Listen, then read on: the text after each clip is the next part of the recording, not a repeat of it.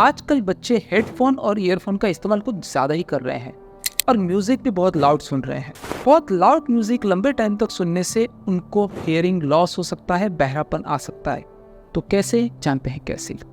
हमारे कान के स्ट्रक्चर में सुनने का काम कॉक्लिया नाम का ऑर्गन करता है, जिसे इनर ईयर भी कहते हैं। कॉक्लिया में हेयर सेल्स होते हैं। हेयर सेल्स दिमाग में सिग्नल भेजते हैं, उसी की वजह से हमें आवाज़ें सुनाई देती है। लाउड नॉइस को लंबे टाइम तक सुनने से ये हेयर सेल डैमेज होते हैं। अब प्रॉब्लम ये है कि ये हेयर सेल लिमिटेड नंबर के होते हैं और उनका डैमेज परमानेंट होता है। वो रीजनरेट नहीं होते हैं, वो रिपेयर नहीं होते हैं। तो बच्चों में हाई वॉल्यूम की लिमिट क्या है? WHO के हिसाब से बच्चों को 75 डेसिबल के ऊपर की आवाज़ नहीं सुननी चाहिए। अगर वो रेगुलरली 75 डेसिबल के ऊपर की आवाज़ सुनते हैं और हफ्ते में 40 घंटे से ज़्यादा सुनते हैं तो उनको परमानेंट हियरिंग लॉस हो सकता है।